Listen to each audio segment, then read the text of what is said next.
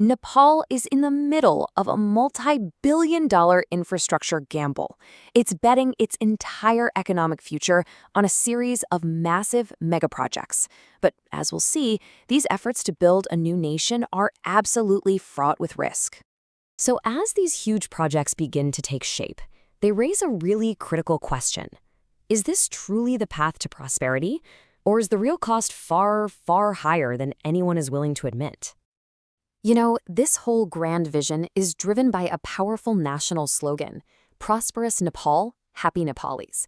And the promise behind it is one of economic independence and serious modernization, all embodied by this new generation of massive infrastructure. At the very core of this strategy are 4 flagship projects, what they call national pride projects. And looking at them, you can see why. We're talking about billions of dollars in investment involving major international players. You've got a Chinese-financed airport and railway, and an Indian-backed hydropower dam. These aren't just construction sites, they are really powerful statements of national aspiration. So that raises the question, who is actually in charge of this blueprint? Well, a look inside the domestic decision-making process reveals that it is far from straightforward. On paper, it seems simple enough. 2 main bodies are in charge. The National Planning Commission, or NPC, is there to create the vision. Meanwhile, the Investment Board of Nepal is supposed to be a single window for foreign investors. But in reality, their mandates overlap, creating a system that's often paralyzed by inefficiency and, frankly, a lot of confusion. And to really understand just how complex this is, consider this number, 36. That's how many different laws a single hydropower developer might have to navigate, all while dealing with 23 separate departments and 7 different ministries.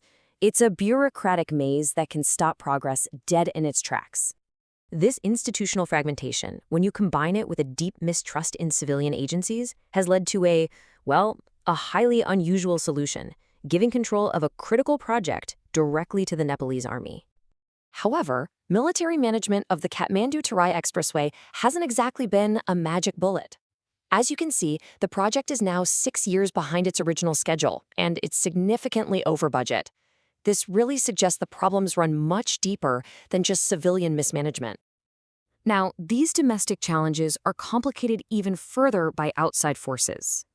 Each and every one of these projects is a central piece in a high-stakes geopolitical game between 2 regional giants, India and China. And this right here perfectly captures that rivalry.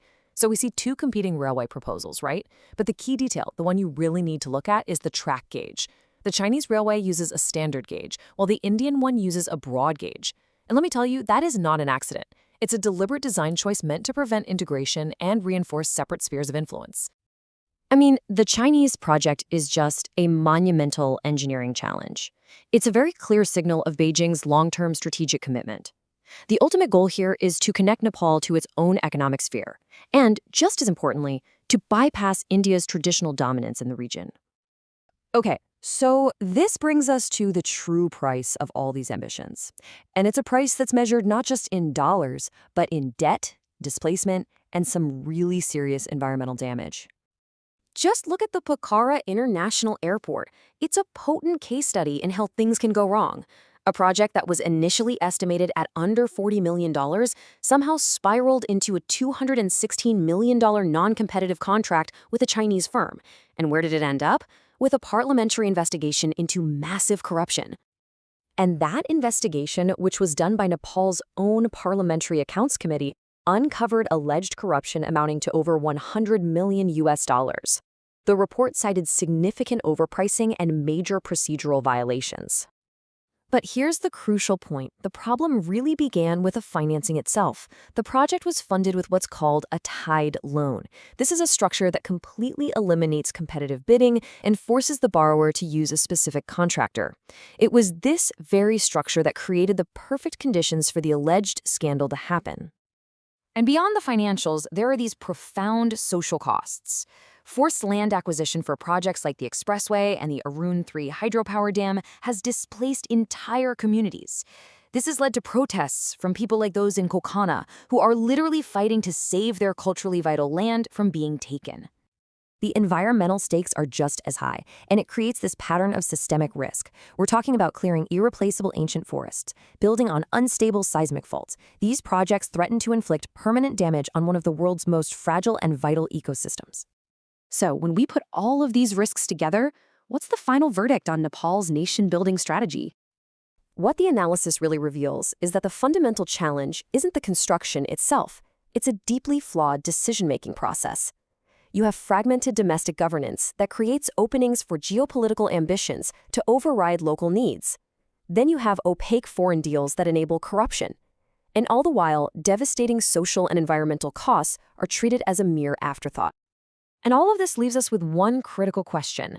Without fundamental reform of the system itself, will these megaprojects actually build a prosperous Nepal? Or are they destined to become a fragile and incredibly costly house of cards?